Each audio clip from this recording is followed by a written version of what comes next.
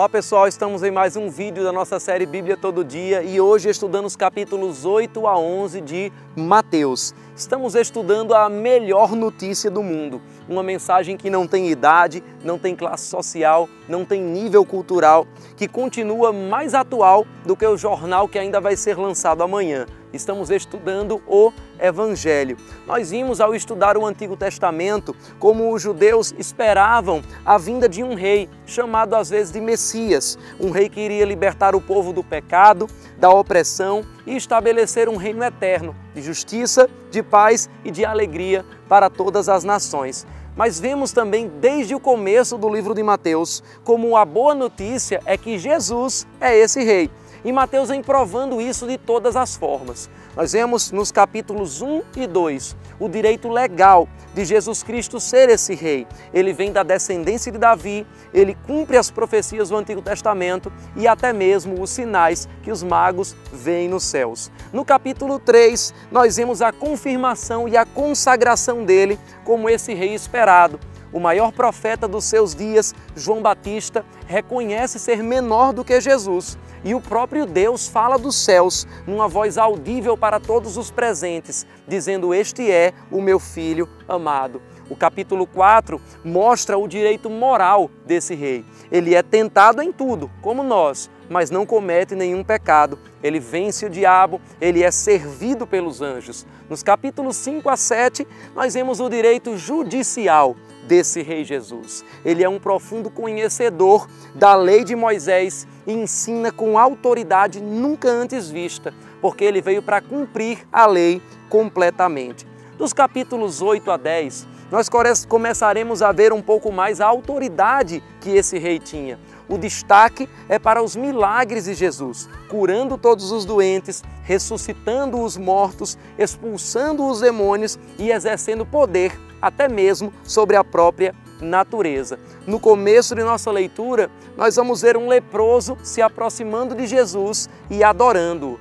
Adorar um homem já seria um motivo de um grande escândalo, a não ser que esse homem fosse de fato o Cristo, como sabemos Jesus ser. A Bíblia mostra também um padrão aqui nessa história para todas as curas de Jesus e aprendemos algumas lições preciosas do Evangelho.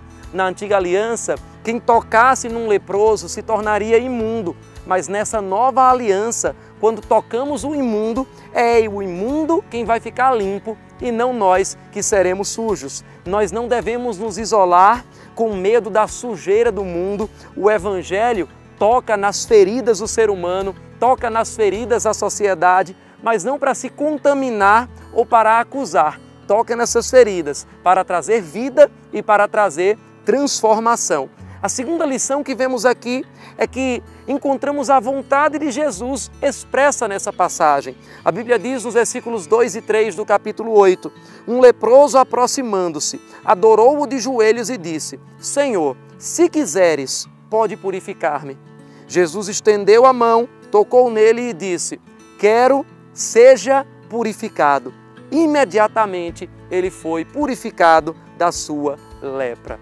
Jesus continua querendo. Jesus Cristo é o mesmo ontem, hoje e o será eternamente. Ele não faz acepção de pessoas. A cura que ele queria para aquele leproso, ele também quer para mim, ele também quer para você. Basta crer, tocar nele e desfrutar dessa maravilhosa notícia que é o Evangelho. A profecia continua valendo nos dias de hoje e é a profecia que está em Mateus 8,17.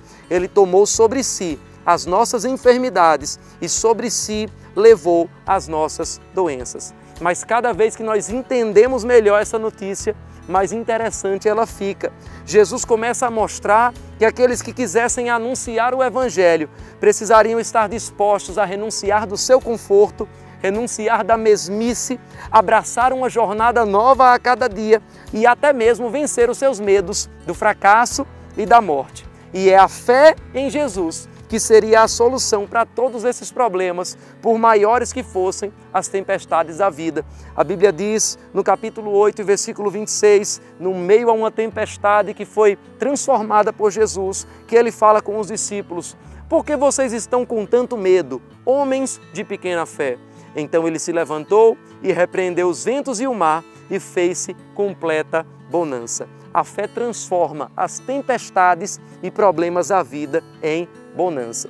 A história de Jesus avança e nós vemos que, além de resolver os problemas naturais da vida comum, o Evangelho também é a notícia de que Jesus tem o poder de perdoar os pecados do homem.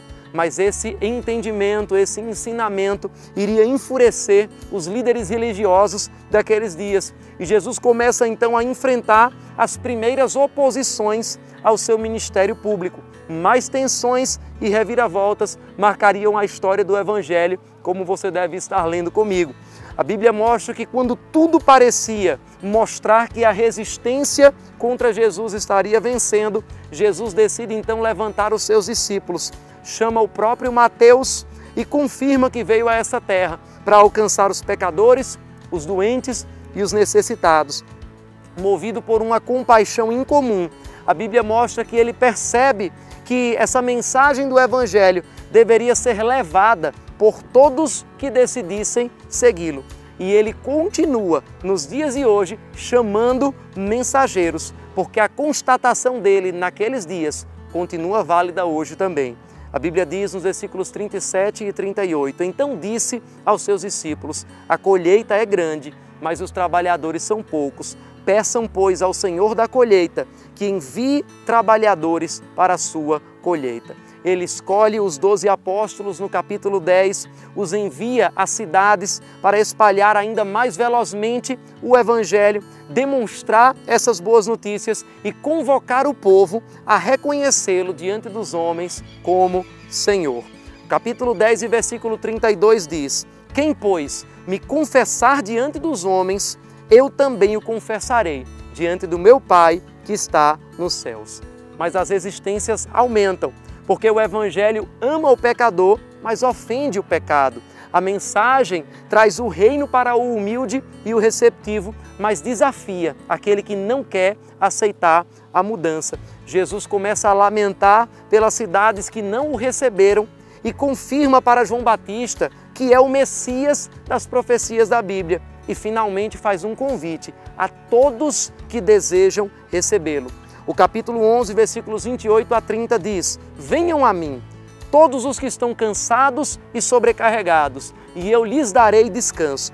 Tomem sobre vocês o meu jugo e aprendam de mim, porque sou manso e humilde de coração, e vocês encontrarão descanso para as suas almas, pois o meu jugo é suave e o meu fardo é leve.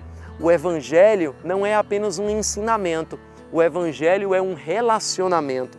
Deus não apenas enviou um livro para que a gente pudesse ler, Deus enviou o seu próprio Filho. E somente andando com Ele, somente aprendendo dele e não apenas sobre Ele, é que nós vamos encontrar descanso e força para ararmos esse mundo, preparando o solo dessa geração para poder receber a mensagem do Evangelho, a semente que nós saímos plantando de graça. Se você nunca foi pessoalmente até Jesus, não importa a sua condição atual, Ele está de braços abertos para receber você e para receber a todos.